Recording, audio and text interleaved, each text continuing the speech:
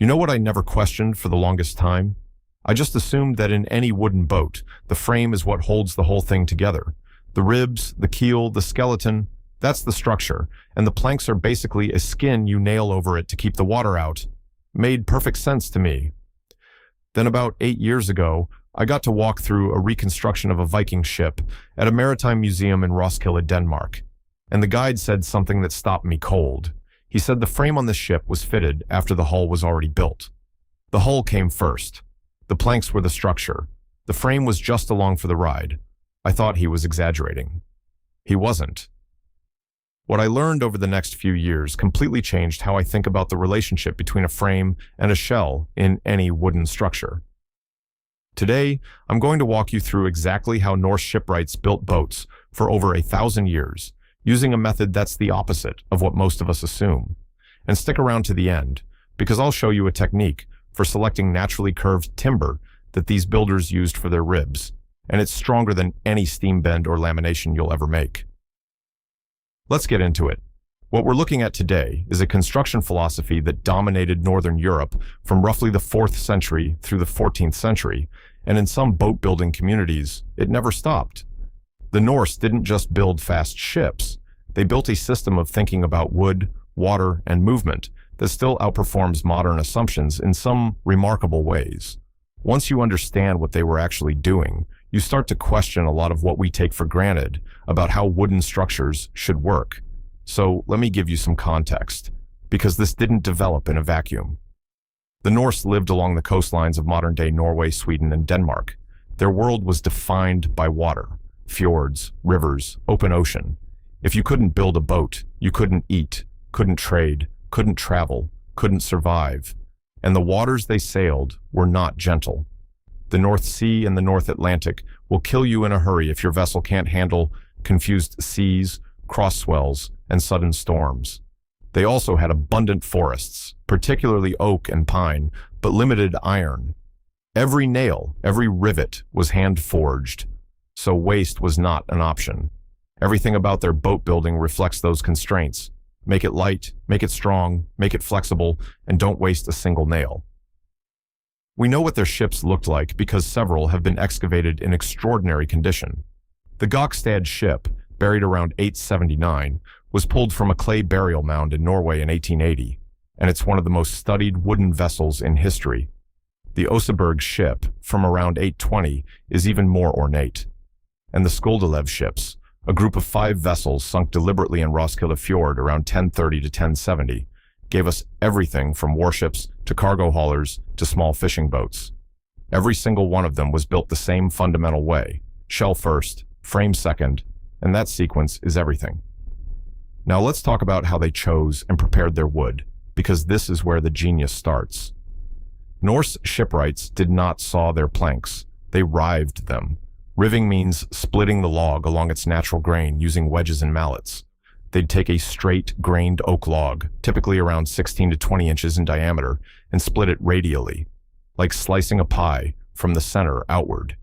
Each wedge-shaped piece was then hewn with an axe and finished with a draw knife or side axe until it was a plank roughly 1 inch thick, sometimes even thinner on lighter vessels. Here's why that matters. When you saw a board, the blade cuts across grain fibers no matter how carefully you orient the log. But when you rive a plank, every single fiber runs unbroken from one end to the other. The grain is continuous. That means a riven plank is dramatically stronger for its weight than a sawn one. It flexes without breaking, it resists splitting along its length, and it sheds water naturally because you haven't opened up any cross-grain pathways for moisture to wick into. I tested this myself with a red oak log I split in my shop versus a board I cut on my bandsaw from the same log. Same species, same moisture content.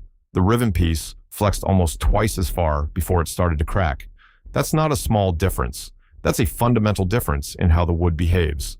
Now here's where it gets truly fascinating. Once they had their planking stock prepared, they started building the hull from the outside in. They laid the keel first, a long, straight timber of oak, typically a single piece, which formed the spine of the ship along the bottom. Then they attached the first plank on each side, called the garboard strake, directly to the keel. Each plank overlapped the one below it by about 1 to 1.5 inches along its lower edge. This is clinker construction, sometimes called lap strake. As each new strake was added, it was clamped into position, checked for shape, and then permanently fastened to the strake below it with iron rivets. And here's the critical point.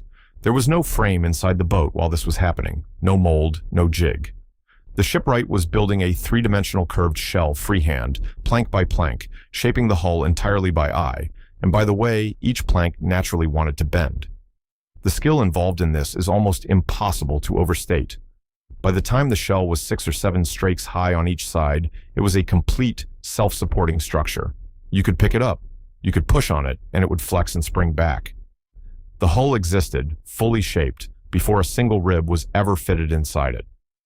This is the opposite of frame-first construction, where you build a rigid skeleton and then nail planks over it. In frame-first building, the skeleton defines the shape and the planks conform to it. In Norse shell-first building, the planks define the shape and the skeleton conforms to them. That inversion changes everything about how the finished vessel behaves. By the way, if you are enjoying learning about these shipwright methods, I put together something I think you will really appreciate. It is called Secrets of the Shipyard, and it covers 16 chapters of Viking and naval carpentry techniques that most woodworkers have never seen. 150 pages of real hands-on knowledge. You can grab your copy by scanning the QR code on screen, or just use the first link in the description. All right, let us keep going. Let me walk you through exactly how a clinker rivet works, because it's a beautifully simple fastening system. The shipwright drills a hole through both overlapping planks. Then he drives an iron nail through from the outside.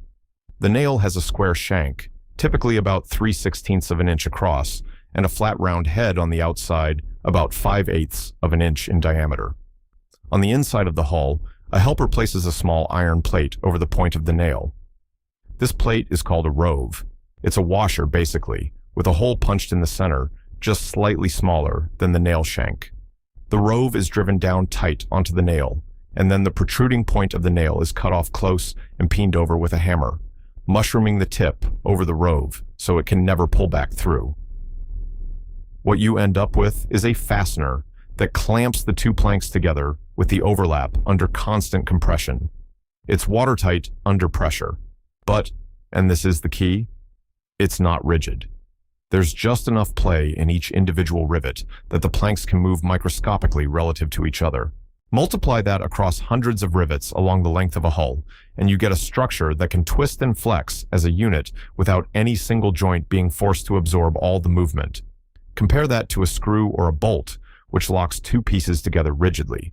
In a rigid system, when something has to move, the stress concentrates at the fastener, and eventually something cracks. The clinker rivet avoids that entirely. Now, once the shell was complete, the shipwrights fitted the internal frames, and this is where my assumptions were challenged the most. The ribs were not sawn from straight stock. They selected naturally curved pieces of oak or sometimes pine, timber that grew with a bend in it, what old-timers call crooks, a branch junction, a root flare, a tree that grew on a hillside and curved toward the light. They sought out these natural curves because the grain follows the curve continuously. A steamed or laminated bend forces the grain across the curve, which is inherently weaker. These crooks were hewn to shape, fitted snugly against the inside of the completed hull, and then, and this is the part that really surprised me, they were not nailed or bolted to the planking. They were lashed. On many Norse vessels, particularly the earlier ones, small cleats were left standing proud on the inside surface of each plank during the hewing process. The frame ribs sat against the hull, and thin, flexible lashings made from spruce roots or willow withies were threaded through holes in the cleats and wrapped around the frame to tie it in place. The frame could not fall out, but it was not rigidly fixed to the hull. This means the frame and the shell can move independently. When a wave lifts the bow, the hull can twist slightly along its length. The lashed frames flex with it instead of fighting it. The entire vessel behaves like a living thing in the water, absorbing and distributing forces instead of resisting them until something breaks. I watched footage of the Drake and Harold Horfegre, a modern reconstruction of a Viking longship crossing the North Atlantic in 2016. You can actually see the hull flexing in the waves. The gunnels twist visibly. A frame-first vessel built rigidly would work itself apart in those conditions. This one sailed from Norway to North America. There's one more detail about the clinker overlap that I think is brilliant, and it's how they sealed it. Most of us think of caulking as something you do after the hull is built. You drive oakum or cotton into the seams with a caulking iron. Norse builders didn't do that. Instead, before riveting each plank overlap, they laid a thin strand of tarred animal wool into the lap. Sheep's wool, sometimes cattle hair, soaked in pine tar.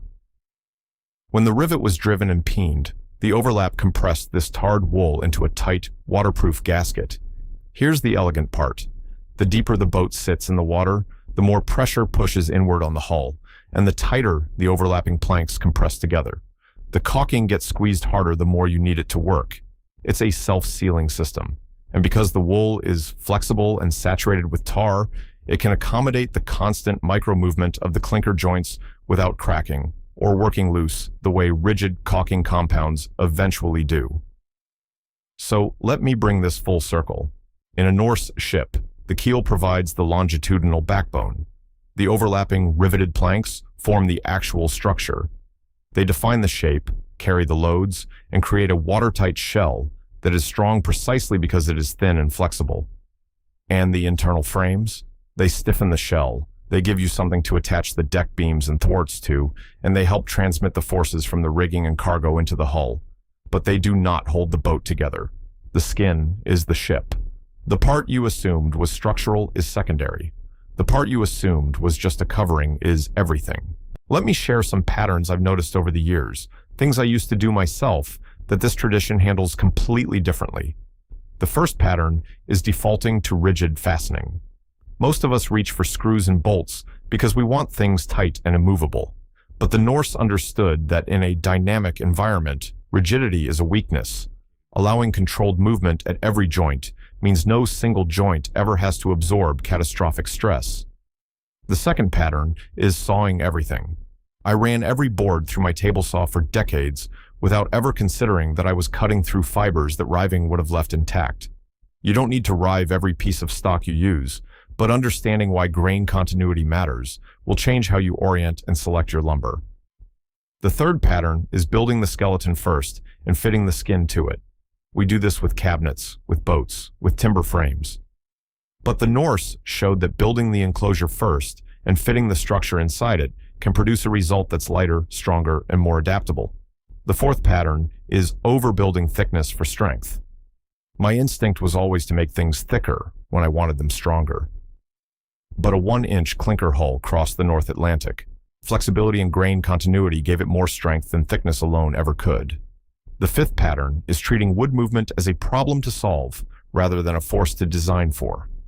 Every technique in Norse boat building, the riving, the lashing, the tarred wool, the clinker overlap, assumes the wood will move and builds that assumption into the structure from the beginning. Once you see these patterns for what they are, you start making different choices, even on projects that have nothing to do with boats. Now for that bonus tip I promised at the beginning.